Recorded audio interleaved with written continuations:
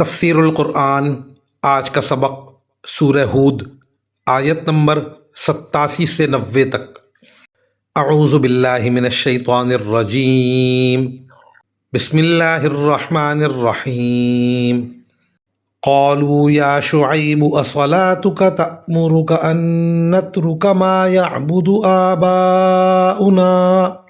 ما يعبد آباؤنا او ان نفعل فی اموالنا ما نشاء انک لانت الحلیم الرشید۔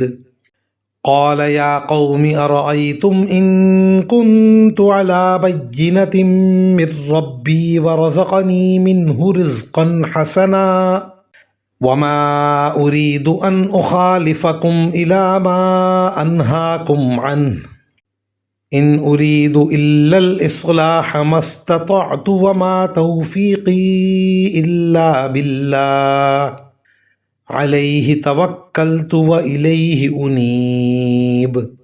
وَيَا قَوْمِ لَا يَجْرِمَنَّكُمْ شِقَاقِي أَن يُصِيبَكُم مِّثْلُ مَا أَصَابَ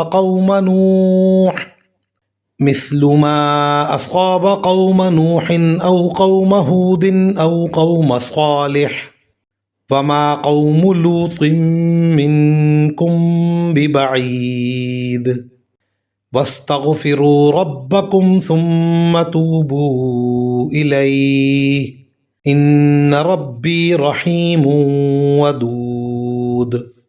ترجمہ: وہ کہنے لگے، اے شعیب، کیا تمہاری نماز تمہیں یہ حکم دیتی ہے کہ ہمارے باپ دادا جن کی عبادت کرتے آئے تھے ہم انہیں بھی چھوڑ دیں اور اپنے مال و دولت کے بارے میں جو کچھ ہم چاہیں وہ بھی نہ کریں؟ واقعی تم تو بڑے عقل مند نیک چلن آدمی ہو۔ شعیب نے کہا، اے میری قوم کے لوگو، ذرا مجھے یہ بتاؤ کہ اگر میں اپنے پروردگار کی طرف سے ایک روشن دلیل پر قائم ہوں اور اس نے خاص اپنے پاس سے مجھے اچھا رزق عطا فرمایا ہے تو پھر میں تمہارے غلط طریقے پر کیوں چلوں؟ اور میرا ایسا کوئی ارادہ نہیں ہے کہ میں جس بات سے تمہیں منع کر رہا ہوں تمہارے پیچھے جا کر وہی کام خود کرنے لگوں۔ میرا مقصد اپنی استطاعت کی حد تک اصلاح کے سوا کچھ نہیں ہے، اور مجھے جو کچھ توفیق ہوتی ہے صرف اللہ کی مدد سے ہوتی ہے۔ اسی پر میں نے بھروسہ کر رکھا ہے اور اسی کی طرف میں ہر معاملے میں رجوع کرتا ہوں۔ اور اے میری قوم، میرے ساتھ ضد کا جو معاملہ تم کر رہے ہو وہ کہیں تمہیں اس انجام تک نہ پہنچا دے کہ تم پر بھی ویسی ہی مصیبت نازل ہو جیسی نوح کی قوم پر یا ہود کی قوم پر یا صالح کی قوم پر نازل ہو چکی ہے۔ اور لوط کی قوم تو تم سے کچھ دور بھی نہیں ہے۔ تم اپنے رب سے معافی مانگو، پھر اسی کی طرف رجوع کرو۔ یقین رکھو کہ میرا رب بڑا مہربان، بہت محبت کرنے والا ہے۔ ان آیات کی تفسیر میں مفسرین کرام فرماتے ہیں، یہ در حقیقت وہ سرمایہ دارانہ ذہنیت ہے کہ جو کچھ مال ہے وہ ہماری ملکیت میں ہے، اس لیے ہمیں پورا اختیار حاصل ہے کہ اس میں جو چاہیں تصرف کریں، کسی کو اس میں رکاوٹ ڈالنے کا حق نہیں پہنچتا۔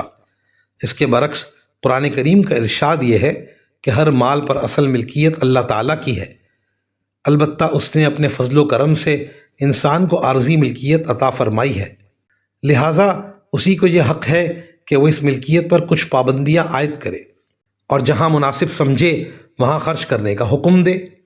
اللہ تعالیٰ کی طرف سے یہ پابندیاں اس لیے عائد کی جاتی ہیں تاکہ ہر شخص اپنے دولت کا حصول اور خرچ ایسے صحت مند طریقے پر کرے کہ معاشرے میں ہر ایک کو یکساں مواقع حاصل ہوں، کوئی کسی پر ظلم نہ کر سکے اور معاشرے میں دولت کی تقسیم منصفانہ ہو سکے۔ وآخر دعوانا ان الحمد للہ رب العالمین۔